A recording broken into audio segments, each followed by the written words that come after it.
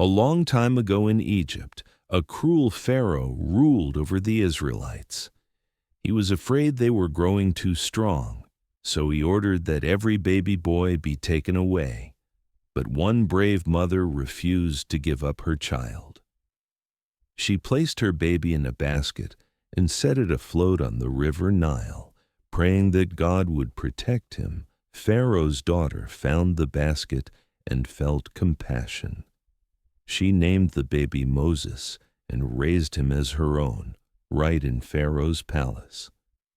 No one knew then that this child would one day stand up to the most powerful ruler in the world. Years later, Moses had left Egypt and was living quietly as a shepherd. One day, while watching his sheep, he saw something strange, a bush on fire, but it wasn't burning up. As he stepped closer, a voice called out from the flames, "Moses! Moses!" It was the voice of God. God told Moses, "I have heard the cries of my people in Egypt. I am sending you to bring them out of slavery." Moses was shocked. He didn't feel brave or powerful. He said, "Who am I to go to Pharaoh?"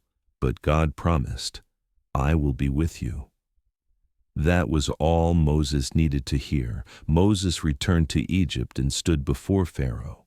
With courage in his voice, he declared, "The Lord says, let my people go." But Pharaoh laughed. He refused to free the Israelites. So God sent plagues upon Egypt. Rivers turned to blood, frogs covered the land, and darkness filled the sky. Still, Pharaoh's heart was hard. He would not listen. Finally, after the last and most terrible plague, Pharaoh gave in. He told Moses, "Go, take your people and leave Egypt." The Israelites were free, or so they thought. Moses led thousands of men, women, and children out of Egypt. They walked through the desert, guided by a pillar of cloud during the day and a pillar of fire at night, signs that God was with them. But soon, Pharaoh changed his mind. Furious, he gathered his army, his horses, and his chariots to chase after them. As the Israelites reached the Red Sea, they looked back and saw Pharaoh's army rushing toward them. They were trapped, water in front, soldiers behind. Panic filled the air. "Moses, why did you bring us here to die?" they cried. But Moses stood firm. "Don't be afraid," he said. "God will fight for us." Then God told Moses to lift his staff and stretch out his hand over the sea. A strong wind began to blow, harder and harder, until the water split apart. Walls of water rose up on both sides, and a dry path appeared right through the middle. The Israelites walked through the sea on dry ground, amazed and trembling, with water towering beside them like glass. When Pharaoh's army followed, God caused the waters to crash back over them. The sea swallowed the soldiers, and not one remained. The Israelites were finally free. On the other side of the sea, the Israelites shouted with joy. They had seen God's power with their own eyes.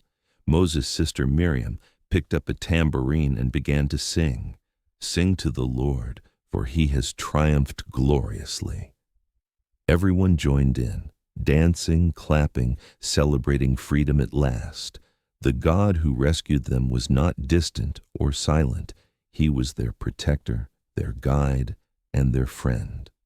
The story of Moses in the Red Sea isn't just about a miracle.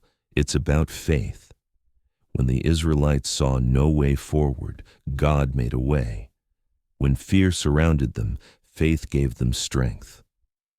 We all face Red Seas, moments when life feels impossible. But just like Moses, we can trust that God still makes paths through the impossible, because with faith, no sea is too wide and no challenge too great.